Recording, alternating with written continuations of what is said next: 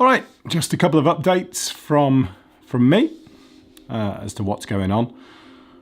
If you haven't joined, if you haven't seen TDCatTech before, I really do primarily reviews of tech products and tutorials of software relating to kind of photography, video, and general other bits and pieces. It's really all the stuff that I'm kind of working on at a particular time. If I learn it, then I'll gather my thoughts together at the end of it, put it in a tutorial, and hope that it maybe helps someone else, as well as it kind of gets all my thoughts together and sort of lays it out clearly when it's fresh in my memory.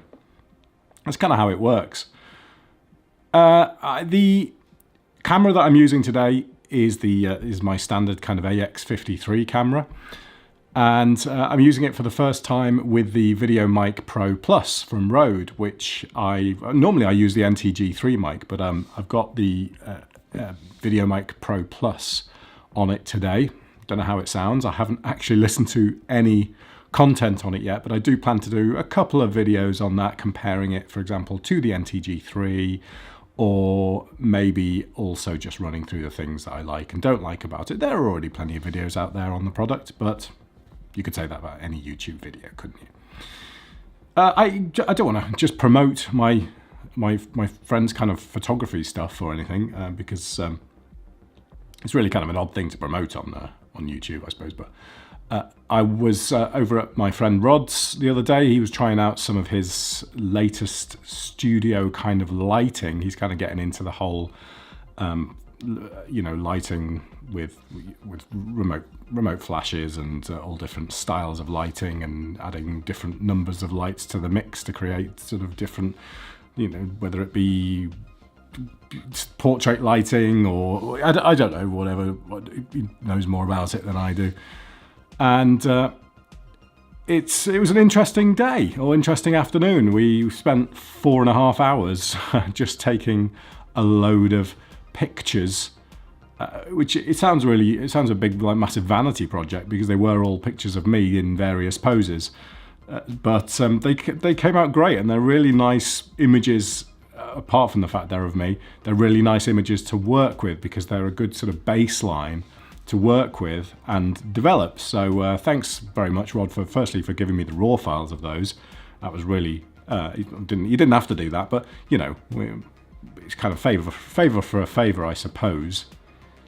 I let him play around with his lights for 4.5 hours, and I got the pictures. I got some of the pictures as a result. But if you are interested in that sort of thing, and you're in this part of the country, the southwest of England, and you're interested in having any headshots, I'll put a few examples of them on the screen so you can see the kind of results we came out with. If you're interested in any of these sort of things, whether it be for work or any kind of corporate stuff, or just because you want some really nice shots of yourself to share with family, or I don't know, any reason really why you might want some pictures, Rod will do them. I don't know what his rates are, but I'm sure they're reasonable, and he'll do a great job of it, because he's a massive perfectionist when it comes to these sort of things. So yeah, anyway, check out his website at Allsopp, that's ALLSOPP, I'll put it on screen here, .co.uk. So the clocks have changed in the UK, that's a really nice thing. It obviously dates this video, but that's what channel updates are about. The clocks have changed, so we're now in British summertime here in the UK. And I just love that. I just love it when it's still light. I can get home from work, as I have today. It's kind of 6 o'clock in the evening, and I can still record a video here on my really basic, super basic setup, just sat by the window and get enough light to be able to do it.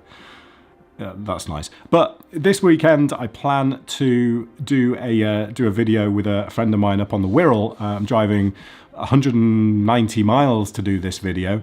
And we are going to do a test of some walkie-talkies that I bought back in 2016. I'll put a link up in the corner of this video now to the original unboxing I did of those, but I never actually did any kind of range test on them, and that's really what I wanted to do. But I didn't want to do a kind of just a local built-up range test. I wanted to do a proper long distance range test. These things claim that they can do about 10 kilometers, you know, line of sight, best conditions possible. And that's what I want to test. So we're going to essentially put an inordinately huge amount of time into producing the result that someone will probably just want at the start of the video, and just a simple yes or no, can they do it? Yes, you know. But it will be a kind of a bit of effort on our part. It will involve a bit of driving and probably quite a lot of editing and messing around. But it's more of a fun project, I think, for us than anything else.